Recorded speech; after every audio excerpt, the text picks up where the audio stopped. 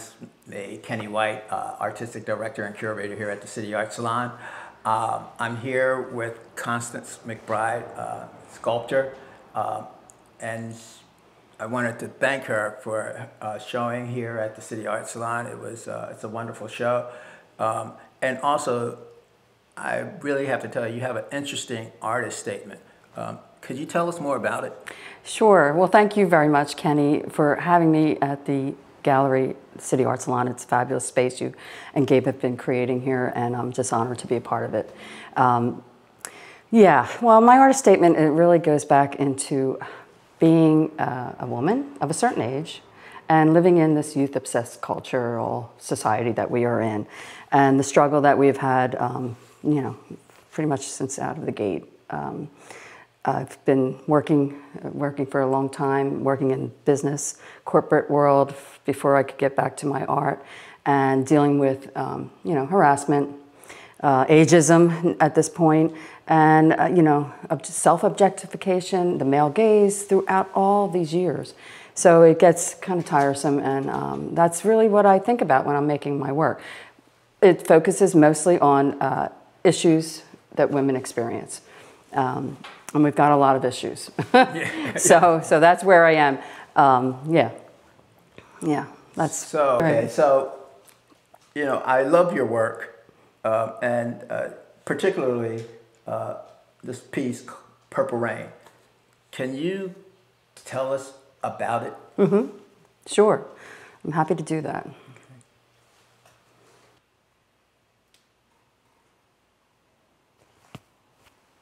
Okay, well, Purple Rain. This piece was first created as a series on aging. Of course, I just mentioned focused on that. But it was different. It didn't look like this at all. And I was invited to a show on surrealism back in 2015 or 2016.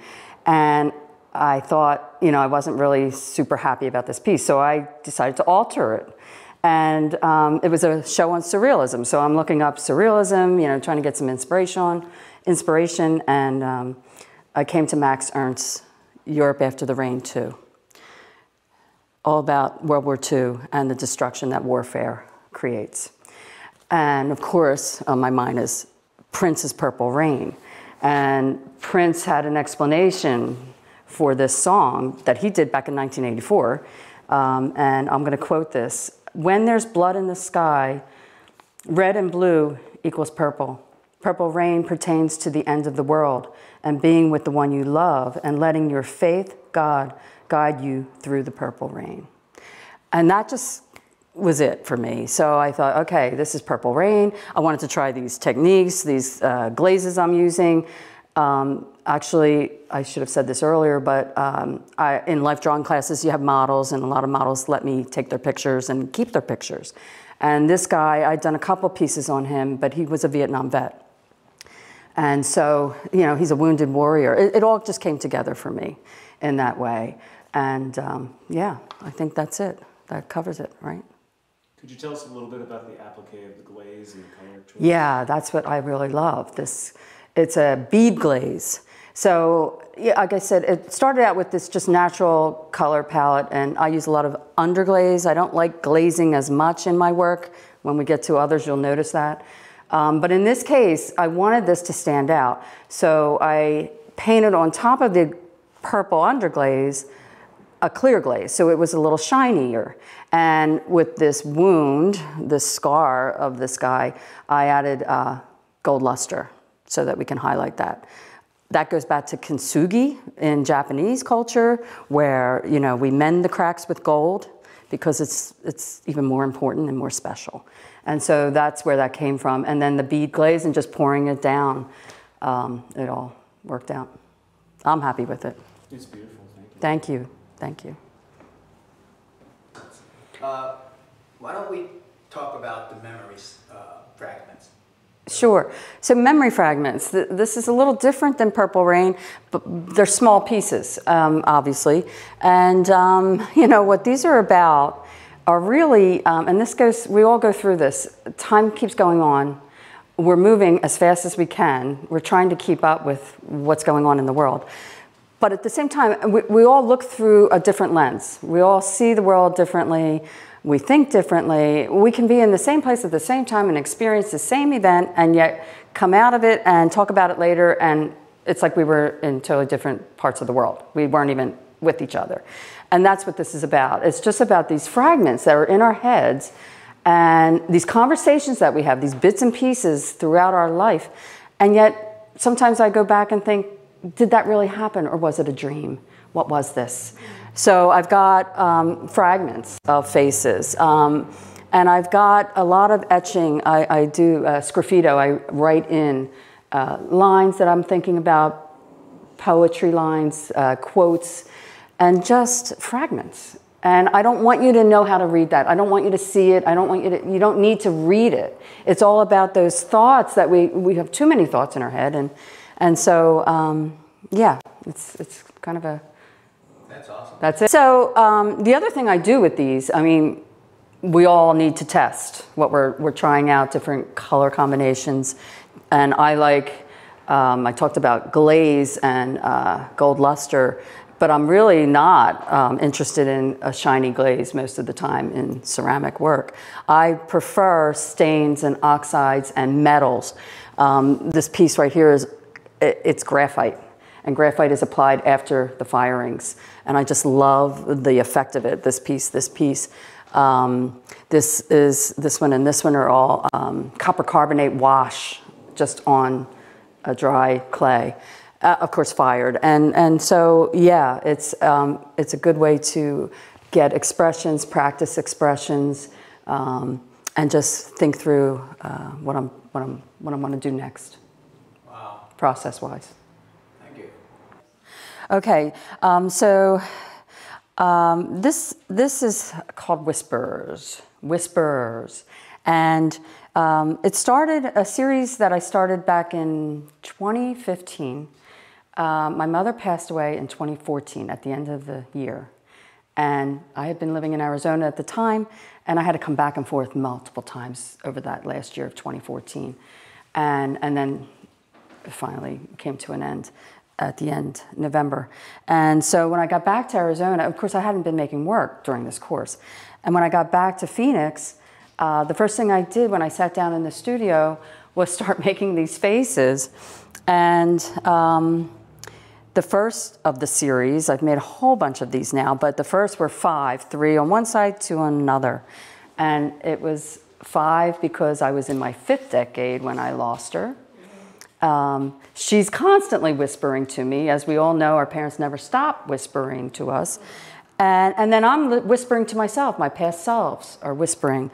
And so it was just this whole thing that happened. What never occurred to me at the time was that these were death masks. But they were in a show a couple of years ago, 3 or 4 years ago, and the juror said, "Oh, I just had to have these death masks in this show." And that was the first time I had heard death masks, and I thought, oh my gosh.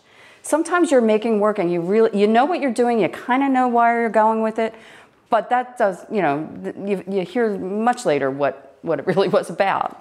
And it was about my past self, aging, going away, losing time, and then losing her, but yet not really losing her because she's still around and she's still talking to me and she never stops whispering to me. So I was going to ask you where your faces come from. Oh, so like how do they come out? Yes, how do they come out? Do you see your mother in any of those your mother's face in any of those faces? No, not in these. I used her in another series once, but it really didn't even look like her, and that wasn't my point either. It was just trying to get the essence of her.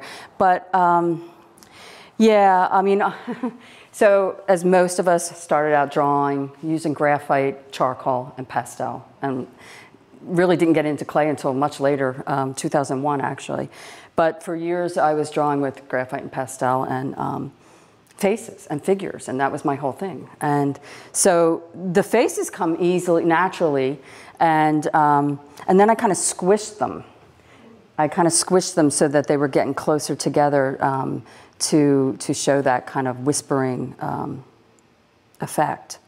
But yeah, and it's all graphite on top of the clay that was fired. It's just raw clay fired, and then just add this graphite on top. It's a kind of a cheaper way than going with bronze. Oh, this piece is called Between Two Worlds. It's actually a top part of a full figure. But we didn't know if we could fit the whole full figure here. So I brought the top part, and I think it works well within the space, and I think it works well with the art around it. But Between Two Worlds was another, you know, if you look at my titles, you'll notice that there's a theme running through them all, which is basically what I talked about in the beginning of, you know, what I'm focused on. And again, this was 2015, 2016, 2017. 2016 to 2017, I was working on this, and I had a companion piece with it. And this piece is actually a full figure that's in corpse pose. I do a lot of yoga. I was really doing a lot of yoga during this time period. And I made this figure in corpse pose, and I made a companion in child's pose. And it really was about, it was the election cycle in our country. And the other focus was the war du jour. You know, the war at that time was the Syrian civil war. And so there was all this, you know, in the headlines, of course. And so I just couldn't find truth except from within. And that was really the basis of this idea. But you'll see it in the piece. It's, again, it's kind of raw. I only use copper carbonate wash on this and fire it. You know, these wires represent the chaos in our world. And again, back to this, you know, our thoughts are nonstop, and we can't get off these cycles of, you know, just everything that's going on around the world and around our own environment. And so, yeah, it's something I use a lot. That's one of the things I've always wondered about, the wires. I see them in a lot of your work. Yeah. And now I understand. Yeah, it's really, and then on the body, the parts on the body, these wire pieces, it's the mending that we do, and we pick ourselves up and get going again. As continuously moving through time, we're battered and bruised. we just keep going. So yeah, it's a combination of those things that come to my mind all the time. And I like using different materials, and I'd love to get into more different materials with the sculpture. So yeah, new goal. Have you ever worked in wax? I add wax. I do not do encaustic, but I'd love to do that. Yeah. But I do add wax to some pieces after the fact, and there is some wax on this. It's a beeswax and resin that I'll brush on and then burn off, so that it gives that like layer of skin almost to it. Yeah, yeah. And you'll see etchings in there too. You can see some scratched in words and fragments in that as well. Yeah. But yeah, that's it. So Between Two Worlds is like between, I see different worlds that this could be between. Yeah. Like could be between the living and the dead. Yes, yes, exactly. And you know, I mentioned, I don't know if I mentioned Phoenix, but I lived in Phoenix, Arizona for a long time. And, you know, it was a border state, and there were a lot of obviously we have border issues all the time, but it was part of that too. You know, this trying to get from one side to the other and right. Not knowing if you're going to make it. There is that whole thing about, you know, yeah. I want to thank Constance for participating in our current exhibition, Singularity of Thought.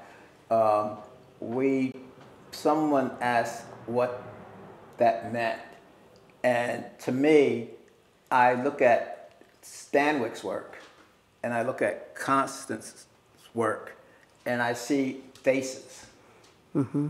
And to me, you know, they're not the same. Mm-mm. Nothing's the same. They're similar. So I think that we all have these thoughts, and whether we realize it or not, and these are themes that I've always thought about, it's all one. Yes. You know. So when I say singularity of thought, that's what I mean. We're just all on the same vibe. You know, it may not seem that way, but I feel that it is mostly that way. So with that, I just want to thank you And I really do appreciate your time and the effort you put into the show. Oh, I appreciate you, Kenny. Thank you so much for having me. It was great. Oh, God.